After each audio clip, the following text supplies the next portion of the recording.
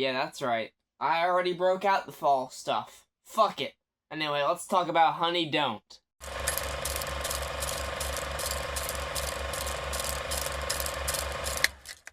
Hey guys, AJYT Abbott here, and yeah, I know it's only August, but I had to break out the Halloween stuff, get things decorated here because I'm just ready for it to get here. And look, it's getting ready to be fall anyway, so, same difference. It's not gonna make much of a difference here. Anyway, we're here to discuss the new Ethan Coen film, Honey Don't. Ethan Coen directed Drive Away Dolls from last year, which initially when I reviewed I gave it a 7 out of 10. And then after watching it a few times after, I was just like, really? 7 out of 10 now. And that brings us to Honey Don't, which stars Margaret Qualley, Aubrey Plaza, Chris Evans, and Charlie Day.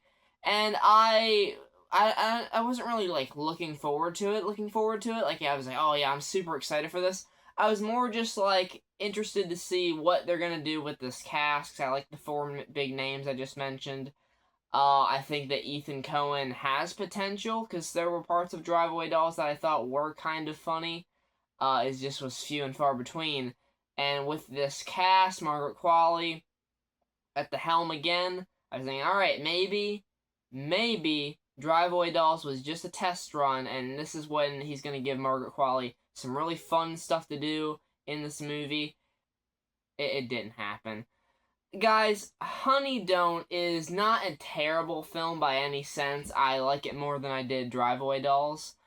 But it is just so fucking just strange in its humor. I don't know if this is a Coen brother thing, because I know when the Coens are together, apparently they make peak cinema because they made No Country for Old Men.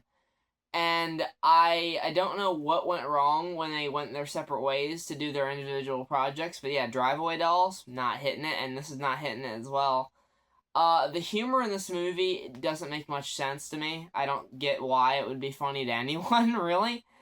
It's 100% just for, like, the bare minimum audience. It has to be, because I don't even know if this would please the bare minimum audience, though, because a lot of the humor in this movie is just characters repeating things.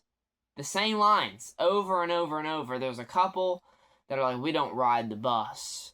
We drive. We're simple country folk, or whatever the fuck. Like, we don't take the bus. We drive.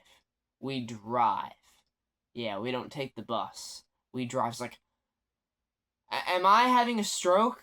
Why are you repeating the same thing over and over again?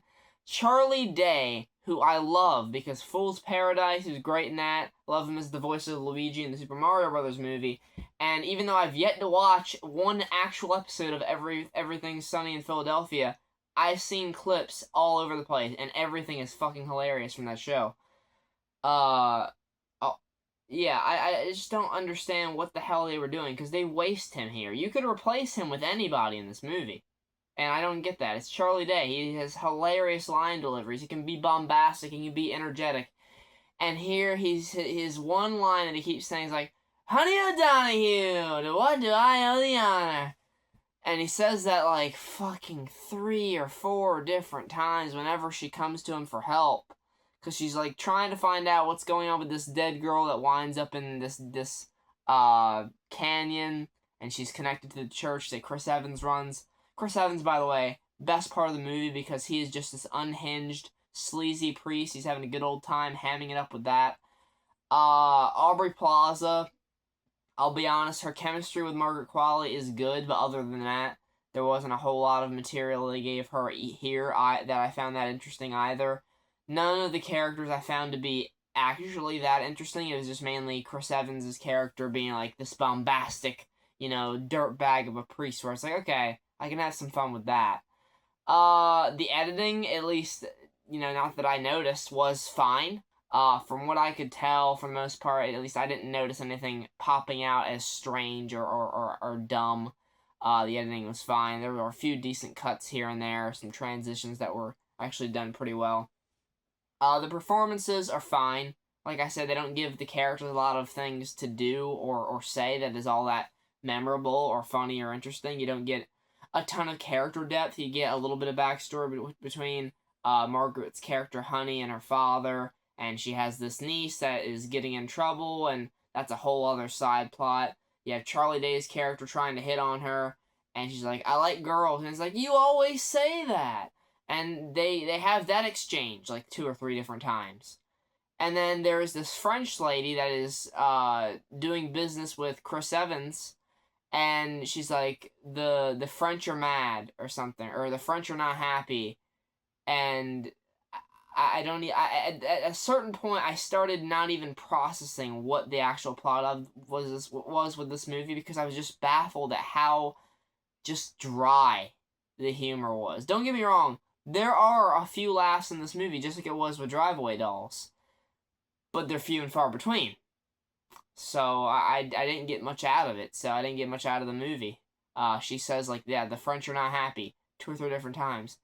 So repetitive dialogue, a story that with not a lot of meat on the bones. 1 or 2 interesting twists in here and there, but the ending twist that I kind of figured out where everything was going. I'm not gonna do spoilers for this movie because honestly, I don't even think it warrants being talked about. So I'm gonna give it a 5 out of 10. It's not a movie that I regret watching. It's not a movie that I absolutely hated. It's just kind of a disappointment because of the potential here with the cast, and also the story didn't offer too much either. So that's gonna be it for my review for Honey Don't. Sorry if this was a bit of a drier review, but it's a kind of a dry movie. It's something that I'm probably not gonna watch again.